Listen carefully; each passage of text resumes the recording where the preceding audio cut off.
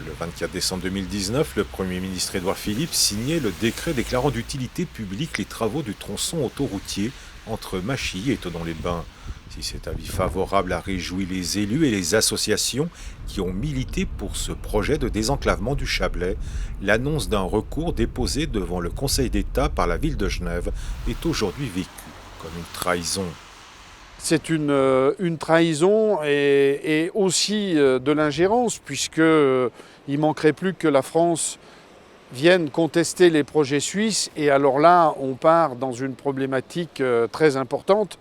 La ville de Genève est en train de détourner l'attention de ses électeurs pour les élections qui arrivent en faisant mine de s'intéresser à l'écologie pour se dédouaner. Mais les projets routiers sur Genève et environ sont innombrables, et notamment le triplement de la voie de contournement de Genève.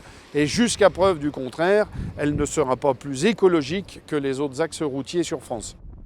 Pour l'association Oui au désenclavement, ce recours est d'autant plus incompréhensible que la ville de Genève avait validé ce projet autoroutier lors de la signature de la charte d'engagement du projet de territoire du Grand Genève 2016-2030.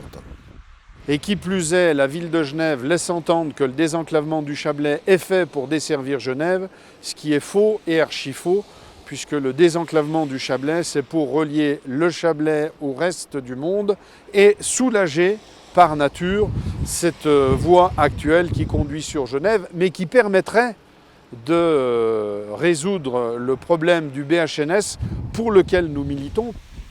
Dans les prochaines semaines, l'association Oui au désenclavement promet une réponse réfléchie mais musclée au recours déposé par la ville de Genève.